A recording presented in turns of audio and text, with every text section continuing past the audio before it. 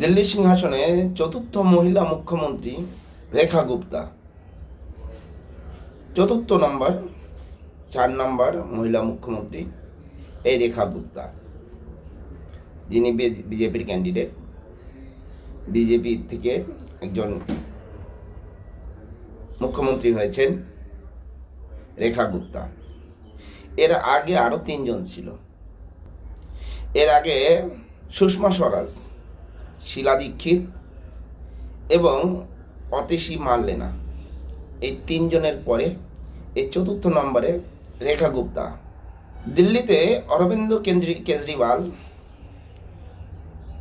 আসন দখল করেছিল, যেটা আম আদমি পার্টির, যে পার্টি উঠে এসেছিল শুধুমাত্র এই কেলেঙ্কারি নিয়ে। কেলেঙ্কারির জন্য এরা ধর্ণা প্রদর্শন করেছিল।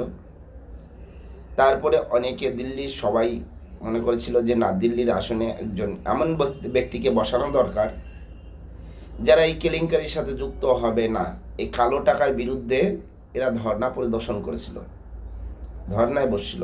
তারপরে রাজনৈতিক ক্ষেত্রে আসার পরে এই অরবিন্দ কেজরিওয়াল মুখ্যমন্ত্রী হয়। দীর্ঘদিন যাবৎ এই অরবিন্দ কেজরিওয়াল দিল্লির আসনে বসে থাকে এবং এবার 2025-এ অরবিন্দ কেজরিওয়াল হেরে গিয়েছে। হেরে যাওয়ার পরে সেখানে বিজেপির সংখ্যাগরিষ্ঠ সরকার বসছে। সেই সরকারের সেই বিজেপির একজন সদস্য রেখা গুপ্তা, তিনি এই আসন দখল করে।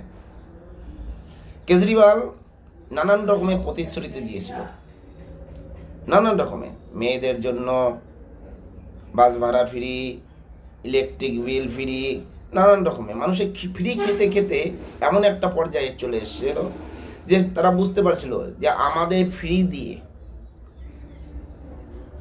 বড় বড় অট্টালিকা তৈরি করবে, নানান রকমের ঘোটালার সাথে যুক্ত হবে।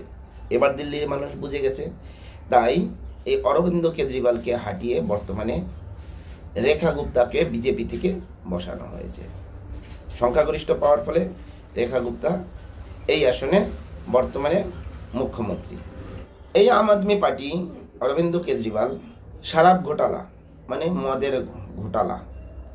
মদের ঘোটালা, অর্থ কেলেঙ্কারি, যমুনা অস্বচ্ছ জলের অস্বচ্ছতা, এসব নিয়ে নানান রকমের ঘোটালা ঘটেছে। যেটা না হওয়ার সেটাও করেছে। যাই হোক, এবার দিল্লির সিংহাসনে এই রেখা গুপ্তা বসেছে।